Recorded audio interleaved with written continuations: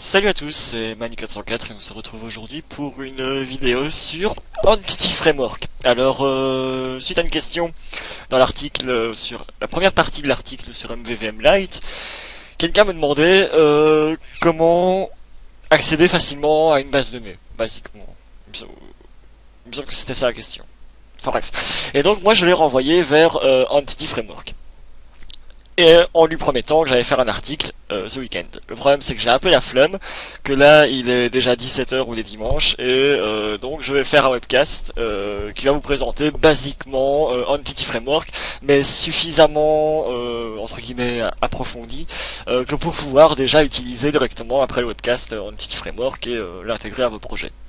Alors, qu'est-ce que Entity Framework? Alors Entity Framework c'est un ORM. C'est-à-dire que c'est un ORM, c'est un Object Relational Mapping. Donc ça va faire du mapping objet relationnel. C'est quoi du mapping objet relationnel? C'est basiquement, on a une base de données relationnelle d'un côté, et de l'autre côté, on va la entre guillemets convertir en une base de données objet. C'est-à-dire que quand on va accéder à notre base de données côté programme, enfin côté de notre code, on aura une classe qui va fournir une abstraction, une couche d'abstraction à notre base de données pour y accéder et récupérer les données. Entity Framework, plus particulièrement, est la solution Microsoft d'ORM. Alors il y en a d'autres, par exemple en Java on a Hibernate, on a Cayenne, qu'est-ce qu'on a d'autre en Java, on a un truc chez Apache, JPA je crois, OpenJPE, je sais plus. En .NET, on a NHibernate et Link to SQL, mais on a Entity Framework qui va pour moi beaucoup plus loin. Qu'est-ce qu'on a d'autre? On a Doctrine en PHP, on a Django en Python. Enfin bref, voilà. Donc si vous avez déjà fait utiliser ce genre de technologie, vous avez déjà utilisé des ORM. Alors, Entity Framework va donc nous permettre de générer un Data Abstraction Layer. Alors, à quoi ça va nous servir? Ça va en fait nous découpler de la base de données. C'est-à-dire qu'on ne va plus on va plus devoir écrire de SQL. Donc, déjà avec Link to SQL c'était le cas. Mais en plus, il va nous permettre, avec Link to SQL, c'était basiquement une table, une classe. Avec Entity Framework, on va pouvoir remapper. Donc les classes ne seront pas forcément équivalentes à une table. On pourrait avoir une classe qui en fait représente un mapping sur 3 tables différentes. Pour ça, Entity Framework repose sur 3 fichiers. Le CSDL, le MSL et le SSDL. Donc on a premièrement le CSDL qui est le schéma conceptuel. Donc en gros, il va regrouper toutes nos entités, donc toutes nos classes entre guillemets, et les fonctions qui sont utilisées.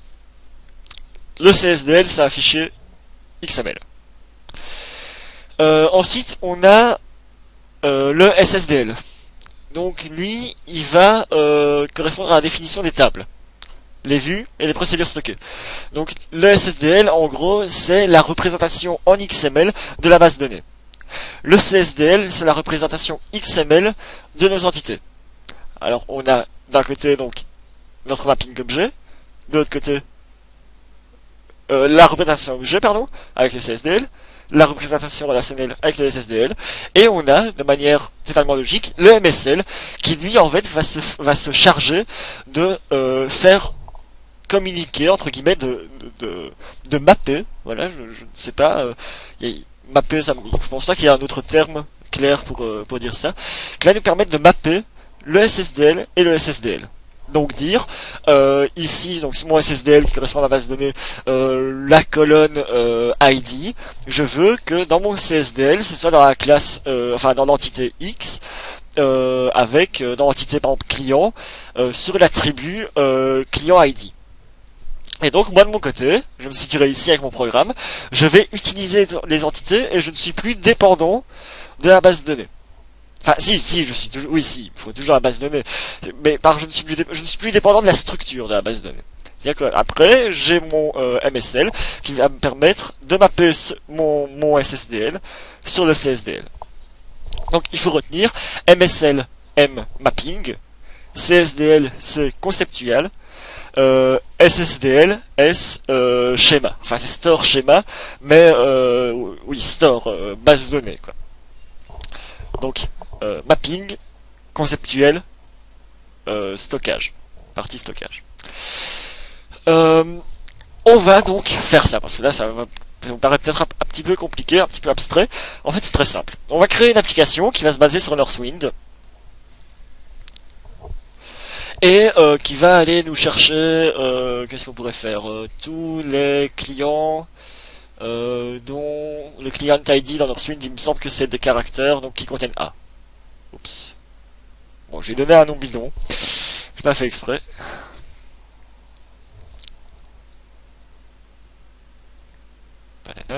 Voilà. Alors, je vais rajouter une bibliothèque que je vais appeler DAL, dans lequel je vais venir rajouter ma classe, je peux delete. Je vais venir ajouter un nouvel élément qui va être entity data model. Je vais l'appeler modèle Northwind. Voilà. Ça ne correspondra pas au nom de votre classe ou voilà, ça c'est juste le nom du fichier basé, on va dire ça comme ça. Alors, ici, je vais devoir aller me connecter donc à ma base de données. Donc nouvelle connexion. Le nom de mon serveur, donc on choisit ça, c'est c'est comme avant, ça bouge pas. Donc on choisit sa source de données, basiquement. SQL Express, authentification Windows, et ma base de données c'est Northwind, elle est ici. Ok. Alors, je vais pas l'appeler Northwind Entities, je vais garder le nom Northwind Entities. Donc ici, il va aller récupérer toutes les informations sur la base de données. En fait, là, il va récupérer ce qui va être stocké dans le SSDL. Donc, c'est-à-dire les tables, les vues, les procédures stockées, côté DB. Mon namespace Northwind model, ok. Ok. Ah oui, on a la possibilité aussi de mettre au pluriel ou au singulier les noms d'objets générés.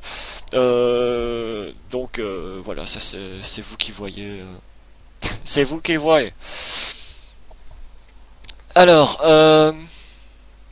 on a un designer spécifique aussi pour Entity Framework. On va le voir. Voilà. Donc ça c'est le designer Entity Framework qui va nous permettre d'éditer notre modèle et notre mapping. Donc ici, ce qu'on voit, c'est le CSDL, si je dis pas... Oui, normalement c'est le CSDL, là, entre guillemets, qu'on voit. Et ici, si on veut aller modifier le MSL, donc la partie mapping, c'est ici. Donc on voit ici, on a ce qu'il y a sur le SSDL, donc la partie DB, ici. Ici, on a ce qu'il y a dans le CSDL, donc la partie conceptuelle, et on fait notre mapping. Donc on dit que ici, Order ID va être mappé sur Order ID, ici, Customer ID sur Customer ID, enfin là c'est parce que c'est ce qui a été généré, donc basiquement il va à chaque fois reprendre le même nom. Zut, voilà. Et on le voit bêtement au type, hein. Ici on a un nchar. Qu'est-ce qu'on a? On a un money, on a un varchar. Ce sont des types spécifiquement SQL Server. Alors que ici, on a un datetime, on a un int32, on a des strings, voilà, on a des choses. Enfin, datetime non, parce que mais c'est pas le même datetime. On a des choses de type .NET. Et on voit aussi que deux associations et nos cardinalités ont été récupérées par réflexion. Enfin, il me semble que c'est de la réflexion qui va faire ça. Que dire de plus avant de passer vraiment à l'utilisation? Ah oui, j'oubliais. On a aussi un app.config qui est créé. En fait, notre app.config, non, il va contenir nos infos de connexion à notre DB. Donc on voit ici, on a nos trois fichiers qui sont référencés, enfin nos trois types de fichiers qui sont référencés, donc CSDL, SSD, MSL, conceptuel, storage, mapping. On a un provider SQL client, et après on a une connection string. Donc la connection string c'est pas nouveau. Ici on a le provider name, donc qui est entity client. Donc ici data source, l'adresse du serveur, l'ADB, le type de sécurité, enfin bref, voilà, c'est le nom de l'application. Voilà des choses tout à fait classiques. Il n'y a rien de bien spécial. Il est nettoyé-le. En général, ça paraît déjà plus clair une fois qu'il est entre guillemets nettoyé. C'est-à-dire qu'on a mis des retours. Sinon, ça fait une longue ligne totalement incompréhensible. Et voilà, là, ça paraît déjà un peu plus clair.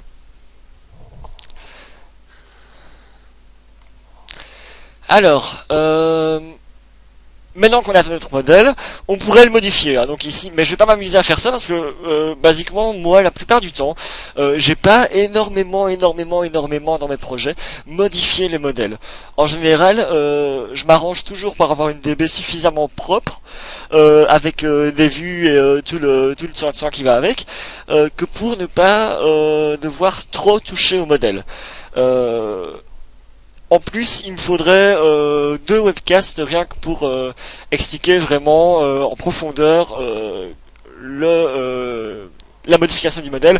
Surtout qu'il y a beaucoup de choses, malheureusement, je trouve, qu'il faut faire via l'édition, enfin qui est plus facile à faire via l'édition des fichiers que via le designer. Les choses basiques, les choses simples au niveau du modèle, c'est très facile à faire via le designer. Quand on va un peu plus loin, ça devient compliqué. Moi en tout cas, je passe plus de temps à chercher dans l'interface où il faut aller qu'à faire ce que je veux faire, alors que je sais dans ce qu'il faut modifier dans le fichier. Donc voilà, ça c'est peut-être un défaut, mais voilà. Et en plus, les fichiers générés, ce sont des fichiers générés, et je pense que tout le monde est d'accord pour dire que des fichiers générés, c'est rarement propre et beau, et trucs, c'est en général très moche et très crade, et très... Oh, on a envie un peu de vomir. C'est très verbeux, il y a beaucoup de choses, c'est des fois des mises en... rarement aéré, rarement des commentaires, faut pas espérer. Enfin bref,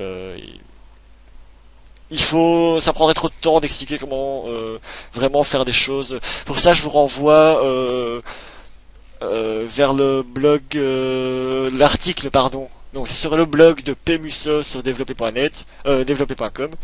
Il a fait un tutoriel sur un petit framework dans lequel il explique les bases lui aussi, mais au niveau du concepteur. Voilà, un article assez sympa.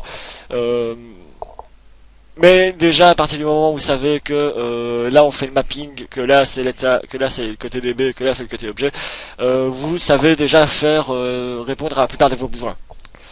Après on regarde, ajouter entité, association, héritage, c'est des choses tout à fait basiques, une entité, une association. Voilà, là c'est comme si on se retrouvait en cours à refaire de la modélisation de base de données. Voilà, c'est exactement ça. Moi ça m'a rappelé ça. Les schémas entité, association et compagnie, voilà, on est en plein dedans. Donc j'ai coupé ça. Et on va utiliser notre DAL. Donc je vais rajouter une référence à DAL. Il faut aussi que je rajoute une référence à Data Entity. Et que je vienne récupérer mon app.config. Vu que c'est dans ma console d'application qu'on va créer la connexion, c'est ma console d'application qui aura besoin de l'app.config. Dans la DLL, je ne vais pas embarquer mon app.config dans ma DLL, je vais ici avoir dans mon application la connection string. Donc si jamais vous faites bêtement une référence vers la DLL et que ça marche pas, pouvez être sûr que soit c'est la référence vers Data Entity qui est manquante, genre s'il vous dit Northwind Entities n'implémente pas l'interface iDisposable, voilà, c'est basiquement c'est ça la plupart du temps. S'il vous met un crash, n'a pas pu trouver la connection string, c'est qu'il vous manque app.config.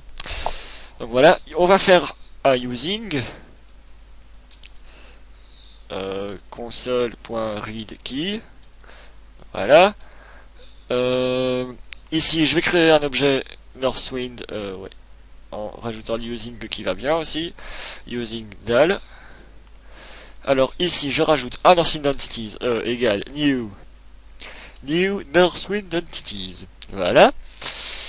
Je vais faire une requête, hein, donc var request. Donc ma requête est égale. Alors si jamais, hein, une petite précision, c'est quand on écrit une requête link, ce qu'on va stocker dans son var à ce niveau-ci, c'est pas les résultats, c'est la requête. Où on va récupérer les résultats, c'est quand on va faire le for each. Mais à ce niveau-ci, enfin vous verrez après, là il n'y a aucune requête exécutée encore. Dans request, avant de faire un for each dessus, on n'a rien. C'est juste une requête link.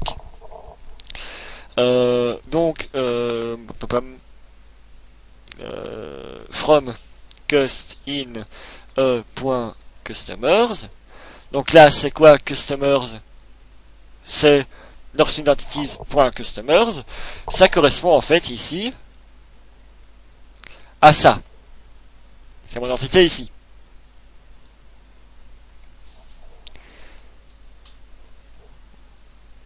Where cust.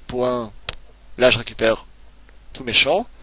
Donc j'avais dit quoi, que c'était le user ID, non, customer ID .contains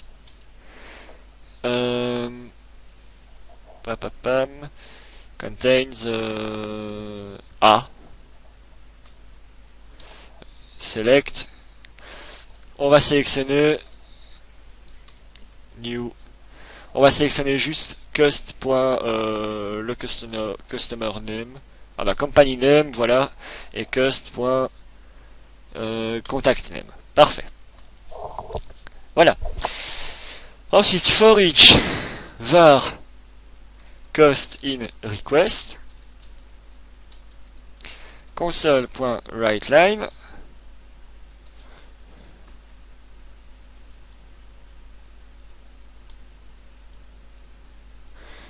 cust.company name cust.contact name. Voilà. Alors je vais déjà lancer mon profiler. Pardon. Attendez, je vais boire un coup.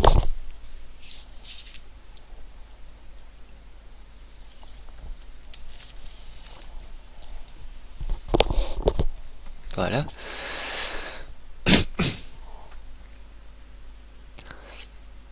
Ok.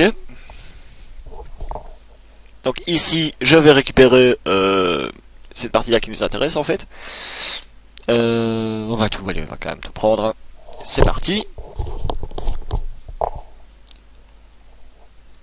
Et je vais exécuter mon application en croisant les doigts. Normalement, il ne devrait pas y avoir de problème, mais on ne sait jamais.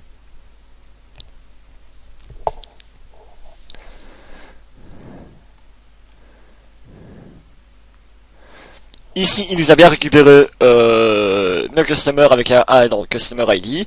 Et on voit ici la requête. Donc ça correspond à ma requête écrite en link.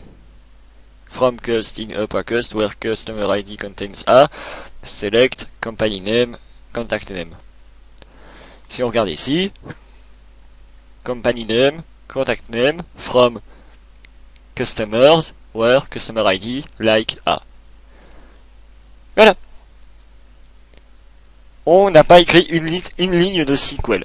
L'avantage avec ça, c'est que on garde l'IntelliSense, on est fortement typé, C'est-à-dire que quand on écrit une requête SQL classique, le gros problème, c'était c'était une string. C'est-à-dire qu'on pouvait, aller, par exemple, si les problèmes d'injection qu'on avait, enfin qu'on pouvait avoir, étaient réels. Rien qu'à ce niveau-là, c'était un vrai problème. C'est-à-dire que le fait que ce soit une string et que ça repose, si on ne vérifiait pas suffisamment bien les inputs, on pouvait avoir ne serait-ce que des injections. Et puis après, ça pouvait créer des bugs parce que voilà, c'est pas facile à débugger, c'est pas typé, c'est pas voilà. Là, c'est si notre requête est mauvaise, ça va même pas compiler. Ça a été réglé donc avec Link to SQL. Et avec couplé à Entity Framework, on se retrouve en plus avec non pas un mapping traditionnel SQL, enfin avec d'un côté une table, de l'autre une classe. On a vraiment une vraie couche d'abstraction qui nous libère du schéma de la DB. C'est-à-dire que côté application, on peut faire ce qu'on veut. Et ça, c'est vachement sympa.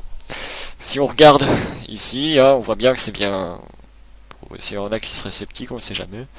Application name Entity Framework, c'est ce qui est défini ici. Voilà. Hop, Entity Framework. On voit bien que c'est bien moi qui ai exécuté la requête. Et pour vous montrer aussi que la requête, elle est exécutée ici, et que var ici, on ne fait que stocker une requête dans var.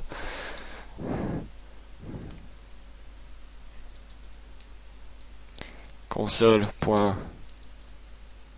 Qu'est-ce qui G2. .read key. Ah. Donc là, il n'y a rien. On va attendre. Voilà. J'appuie sur Enter. Voilà. Et en fait, on voit bien que c'est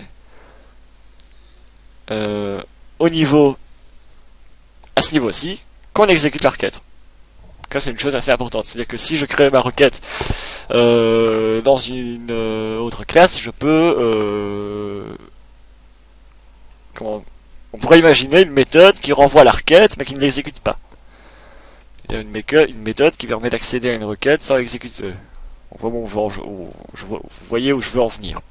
Peut être, c'est intéressant. C'est très intéressant comme manière de faire. Mais ça vient de Link to SQL et pas spécifiquement d'Entity Framework. L'avantage avec Entity Framework, c'est que vraiment, on a vu en 30 secondes, on a créé un DAL, que si je veux aller remapper, j'ai un designer, ou alors je veux aller modifier CSDL, MSL, SSDL, et de mon côté ici, moi, du moment où même j'ai écrit mon code, de l'autre côté, la DB, elle change.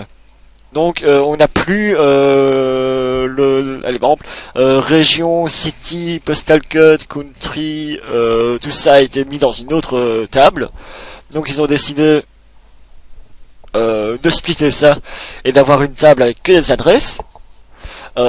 Si on était de manière classique lié à notre table, à notre DB, déjà ça aurait pas été possible de le faire, ou alors il fallait, enfin si ça aurait été possible de le faire sur côté serveur, mais il aurait fallu modifier, mettre à jour le programme pour que ça marche sur la DB, ou alors modifier notre DAL à nous qu'on aurait fait, parce que c'est pas spécialement dur à écrire un DAL à la main, pas un DAL avec un designer et compagnie, mais je veux dire faire une couche d'abstraction, c'est pas ce qu'il y a de plus compliqué au monde, mais il y a des outils qui nous permettent de le faire, donc autant éviter cette peine quand même.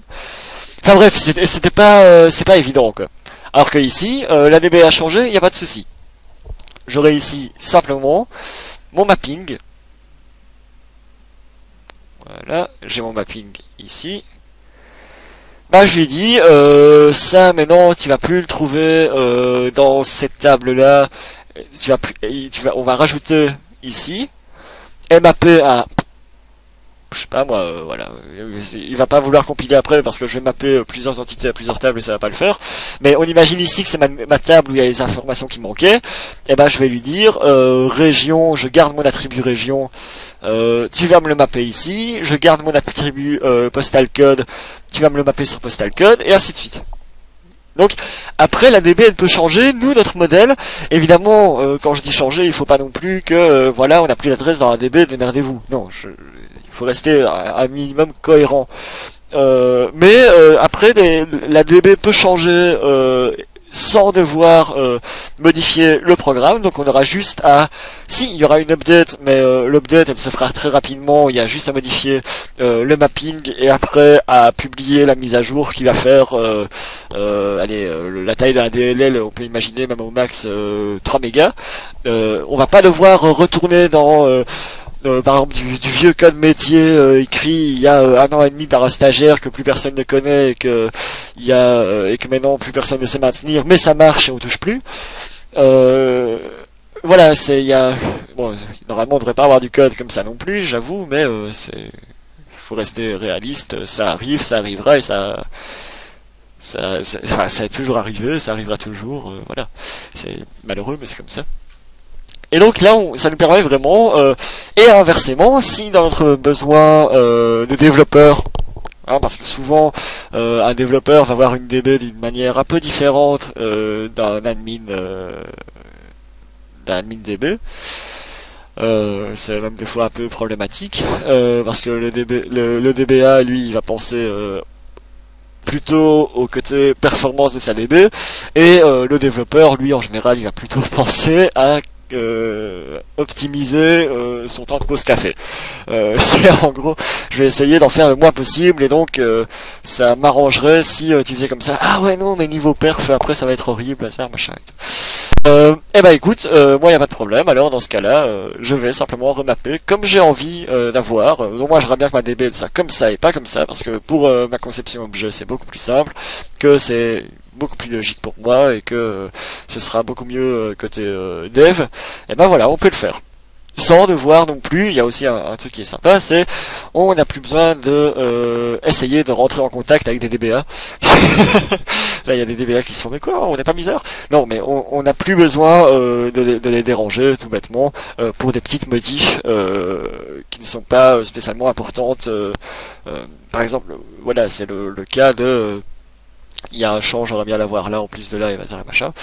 Plus besoin de lui demander de créer une vue si on n'a pas les accès, si on a les accès, de créer la vue et de prendre le risque enfin voilà, c'est perdre du temps quoi. Là on va tout faire dans notre modèle et ça va aller beaucoup plus vite. Voilà. Je pense qu'on a fait le tour basique d'Entity Framework, mais suffisamment pas basique que pour pouvoir l'utiliser. Donc une DLL, on crée un Data Entity Model, un Entity Data Model. Je me disais aussi ça va pas. Les mots sont là mais pas dans le bon ordre. Donc un DAL. On va créer un DAL. Voilà. Ensuite côté consommateur, côté du partie du programme qui va dans la partie du programme qui va consommer le DAL, on écrit bêtement du link to SQL mais qui va reposer sur Entity Framework et je crois que dans ce cas-là ça s'appelle du link to entities, il me semble. Si je dis une bêtise, n'hésitez pas à rajouter en commentaire, tu as dit une connerie avec link to entities. Mais il me semble que link quand il est utilisé avec Entity Framework ça s'appelle link to entities. Il me semble. Donc voilà. Je vais quand même essayer de sortir un article qui va résumer tout ça pour ceux qui n'aiment pas les vidéos et le flash Vimeo, parce que je sais qu'il y en a, où je vais résumer tout ça et où je vais poser ça sur papier. Voilà. À la prochaine.